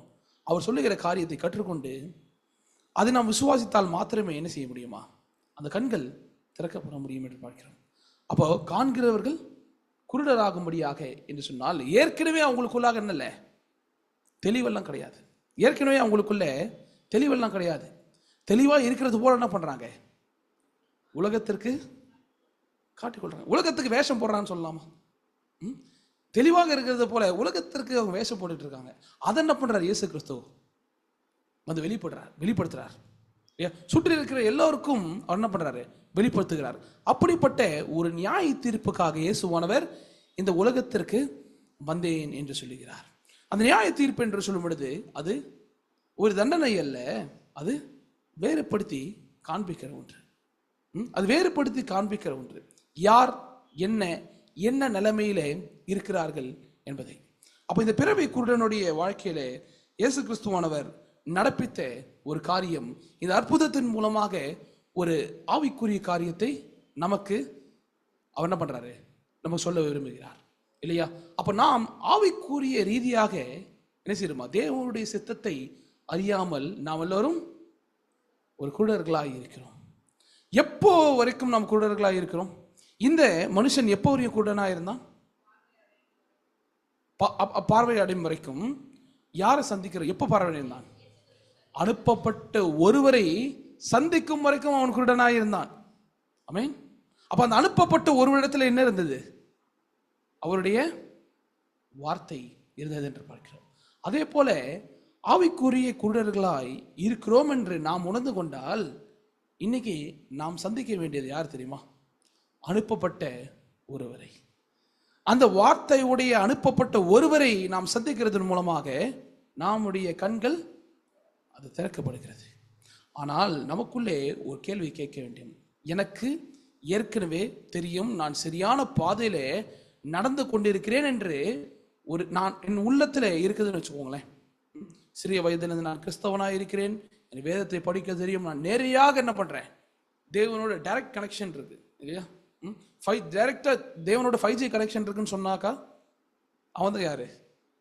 அப்படிப்பட்டவர்கள் தான் குருடர்கள். அப்படிப்பட்டவர்கள் தேவனுடைய ராஜ்யத்தை காண முடியுமா? அப்படிப்பட்டவர்கள் பரலோக ராஜ்யத்தை அறிந்து கொள்ள முடியுமா என்று கேட்டால் கிடையாது. அப்போ நான் குருடனாக இருக்கிறேன், எனக்கு அந்த பாதை தெரியாது, அதனால் நான் தெரிந்து கொள்ள வேண்டும், அனுப்பப்பட்ட ஒருவரிடத்தில் அந்த வார்த்தையை நான் கற்றுக்கொள்ள வேண்டும் என்கிற அந்த ஒரு உணர்ந்து கொள்ளுதல், அந்த தாழ்மை உள்ள இருதயம் இருந்தால் மாத்திரமே என்ன செய்ய முடியுமா? ஒரு நாள் பரலோக ராஜ்யத்தின் பாதையை அறிந்து கொள்ள முடியும். ஆமென். அதனால இந்த சபையில கூடி வந்திருக்கிற நாம் எல்லோருமே தேவன் ஏன் நம்ம இந்த இடத்துல கூடி சேர்த்திருக்கிறார்? நம்மை காணாத நம்மை காண வைக்கும்படியாக, குருடராய் இருக்கிற நம்மை பார்வை அடைய வைக்கும்படியாக. அப்ப தேவன் இப்படிப்பட்ட ஒரு வாய்ப்பினை நமக்கு தந்திருக்கிறார் என்று சொன்னால் என்ன செய்யணுமா? அதை நாம் பயன்படுத்திக் கொள்ள வேண்டும். எப்படி? தேவனோடு நேரடியாக கனெக்ஷன் இருக்குன்னு சொல்றது மூலமாகவா? தெரியாத எனக்கு அனுப்பப்பட்ட ஒருடைய வார்த்தை நான் தெரிந்து கொள்ள வேண்டும். அந்த அனுப்பப்பட்ட வார்த்தையின் மூலமாக என்ன செய்யணுமா? என் கண்கள் சுத்திகரிக்கப்பட வேண்டும் இல்லையா? எனக்குள்ளாக இருக்கிற அந்த சிந்தனை எல்லாம் மாற்றப்பட்டு நான் ஒரு புதியவனாக மாற்றப்பட வேண்டும் என்று. ஆமென். ஸோ அதனாலே நாம் பார்வையடையும்படியாக என்ன செய்யணுமா? அவருடைய வார்த்தை நமக்கு மிக முக்கியமாக இருக்கிறது. அப்போ நான் பார்வையடை துவங்கினேன் என்று சொன்னால், நான் தொடங்கிட்டேன் ஆல்ரெடி பார்வை அடைகிறதுக்கு என்று சொன்னால், மற்றவங்களை என்ன செய்யணும்? பார்வையடை வைக்கணும். எப்படி? அவங்களுக்கு என்ன தேவை? அவங்க கண்களை கழுவதற்கு என்ன தேவை? அவர் வார்த்தை. அந்த வார்த்தையை யார் வழி நடத்துவா? அனுப்பப்பட்ட ஒருவர். நீங்களும் என்ன செய்யணுமா? அந்த அனுப்பப்பட்ட ஒருவரை என்ன பண்ணணும்? கண்டடையும்படியாக நீங்களும் அவர்களுக்கு ஒரு பாதையாக இருக்க வேண்டும். ஆமென். ஸோ அதனால நம்மளுடைய சபையின் மூலமாக நடக்கின்றதானே அந்த வேத வகுப்புகளுக்கு என்ன பண்ணுங்க?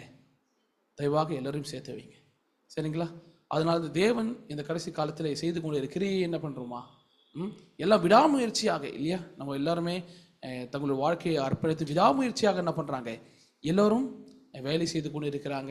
எனவே அதனால நம்மளுடைய ஒரு சிறிய பங்காக நம்மளுடைய சிறிய பங்காக நாம் நேசிக்கிறவர்களுக்கு பார்வை அடை வைக்கும்படியாக என்ன செய்யுங்க?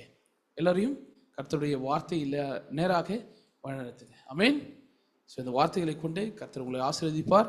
நாம் ஜெபிப்போம். நல்ல பிதாவே, இந்த அருமையான நாளை கொடுத்துக்க நன்றி ஆண்டவரே. தகுதி இல்லாத எங்களை நீ தகுதிப்படுத்தி ஒரு வார்த்தையினாலே நிரப்பினீர், அதுக்காக நன்றி செலுத்துகிறோம் அப்பா. கண்களை திறந்த ஒரு குழுவினுடைய வாழ்க்கையில் நாங்கள் சந்தித்தோம் ஆண்டவரே. இந்த இடத்துல இயேசு கிறிஸ்துவானை சந்தித்ததன் மூலமாக அந்த சிலுவாம் குளத்திலே அவன் கண்களை கழுவின பொழுது அவன் பார்வையிடந்தான் ஆண்டவரே. அதே போல தேவனால் அனுப்பப்பட்ட ஒருவரை நாங்கள் சந்திக்கிறது மூலமாக அந்த சத்திய வார்த்தையை நாங்கள் அறிந்து கொள்வதன் மூலமாக நாங்களும் பார்வையடைகிறோம். பரலோக ராஜ்யத்தின் பாதைகளை நாங்களும் அறிந்து கொள்கிறோம் ஆண்டவரே. இந்த பரலோக ராஜ்யத்தின் பாதைகளை அறிந்து கொள்ளும்படியாக எங்களுடைய இருதயத்தை ஆயத்த பண்ணுவீராக. எந்த ஒரு சூழ்நிலைகளும் எந்த ஒரு போராட்டங்களும் எங்களுடைய சுய சிந்தனைகளும் ஒருபோதும் இந்த பார்வை அடையக்கூடாதபடிக்கு தடுக்காதபடிக்கு கர்த்தர் நீர் பொறுப்படுத்தி பார்த்து கொள்ளும்படியாக ஜெபிக்கிறான் ஆண்டவரே. வந்திருக்கிற ஒவ்வொரு தேவ பிள்ளைகளுக்காக ஜெபிக்கிறேன். அவருடைய வாஞ்சையோட இருதயங்களுக்காக ஜெபிக்கிறேன் ஆண்டவரே. முழுமையான ஒரு பார்வையை அடையும்படியாகும், மற்றவர்களும் தேவ ராஜ்யத்திற்கு வழிநடத்தும்படியாகவும் கர்த்தரை அவர்களுக்கு பயன்படுத்துவீராக. இதனாலே தேவன் கொடுத்த வார்த்தைக்காக நன்றி, உங்களை ஆராதிக்கும்படியாக கொடுத்த அந்த சந்தர்ப்பத்துக்காக நன்றி செலுத்துகிறோம் அப்பா. இந்த இடத்துல நாம் முடிவுக்குள்ளாக வருகிறோம். பிரியாத நேசக்கிரம் உங்களோடு இருந்து காத்துக்கொள்கிறோம். இயேசு கிறிஸ்து ஜெபிக்கிறேன் நல்ல பிதாவே. ஆமென். ஆமென். வார்த்தையினால் ஆசீர்வதிக்கப்பட்டு விசுவாசிக்கிறேன். ஆசீர்வதிக்கப்பட்டீங்களா? அமேன். ஓகே, ஒரு சில அறிவிப்புகளை உங்களோட கூட பகிர்ந்து கொள்ள விருப்பப்படுகிறேன். ஒவ்வொரு வாரமும் தவறாமல் நமக்கு ஞாயிற்றுக்கிழமை காலை 10 மணி அளவில் நமக்கு நேரடியாகவும் இணையதளத்திலும் நமக்கு ஆராதனை நடைபெற்று கொண்டிருக்கிறது. அநேகர் பங்கு பெறுகிறீங்க. இன்னும் அநேகம் உங்களுக்கு தெரிந்தவர்கள் இருப்பார்களால் அவர்களை கொண்டு வாங்க. அவர்கள் வாரத்தை குறித்து கற்றுக்கொண்டு ஆசீர்வதிக்கப்படட்டும். நம்முடைய போதகர் சொன்னது போல வேதாகம வகுப்பு நமக்கு நடைபெற்று கொண்டிருக்கிறது. உங்களுக்கு தெரிந்தவர்களுக்கு சொல்லி அவர்களும் இதில் பங்கு பெறும்படிக்கு அவரை நீங்கள் உற்சாகப்படுத்துங்க. ஏன் நாம் அதை பண்ணணும்னு நினைக்கிறீங்க? நாம் மட்டும் பரலோகராஜ்யம் போனால் போதுமா? சுயநலமாக இருக்கலாமா? இருக்கக்கூடாது தானே. மற்றவர்களையும் கொண்டு போவதற்கு நாம் ஒரு வழியாக, ஒரு பாலமாக என்ன பண்ணலாம்? ஜனங்களுக்கு ஆத்தும பாரத்தோடு கூட செயல்படலாம். ஒவ்வொரு நாளும் அந்த சிந்தையோடு கூட நம்ம செயல்படணும்னு விசுவாசிக்கிறேன்.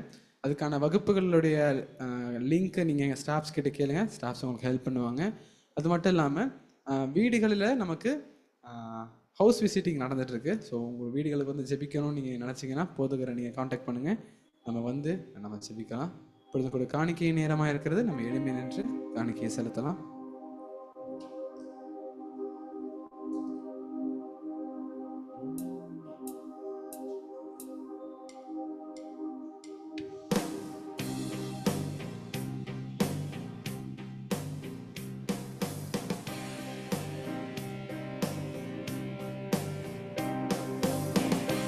உன்னை அதிசயம் காண செய்வேன், நீ அற்புதம் கண்டிடுவார்.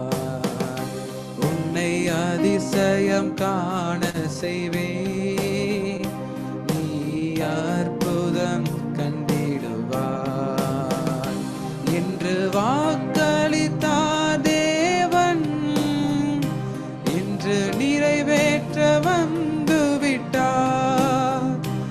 என்று வாக்களித்தார் தேவன், இன்று நிறைவேற்ற வந்து விட்டார்.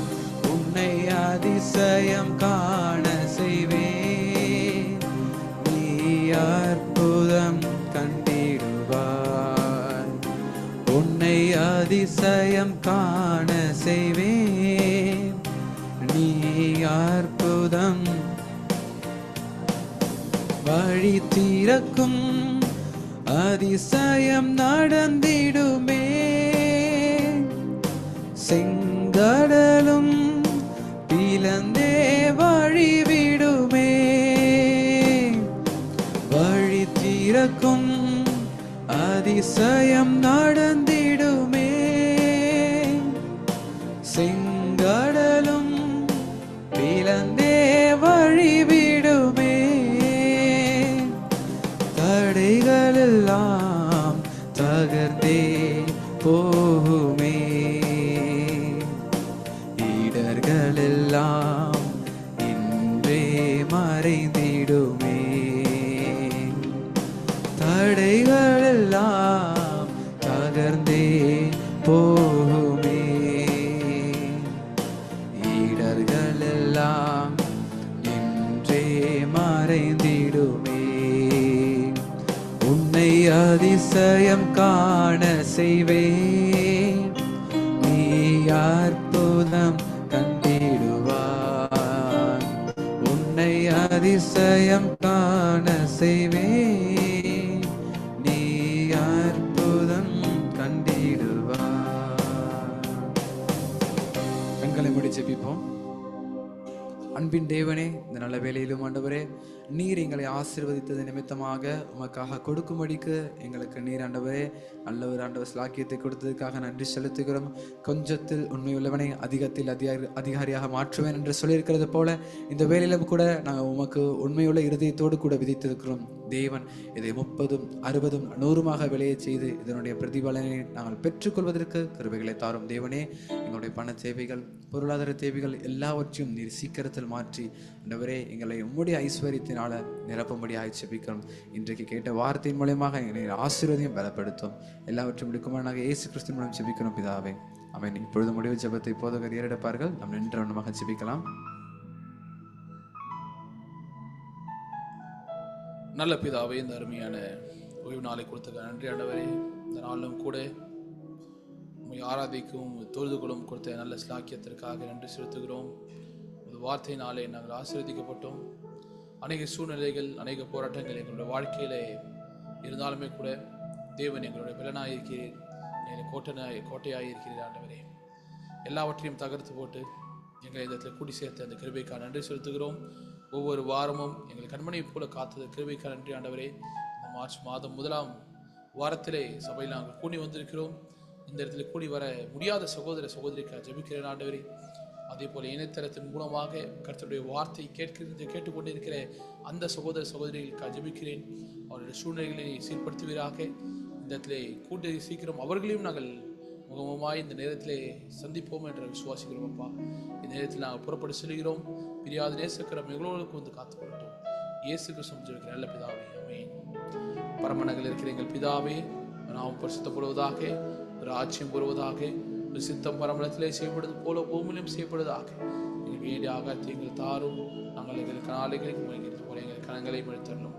சோதனைகளோட நாவல் தீமை சித்துக் கொள்ளும் ராஜ்யம் மகிமையும் வல்லமையும் என்று அழைக்கப்படுகிறேன். ஆமென். தேங்க்யூ. சமாதானத்தை போய்விடக்கவும்.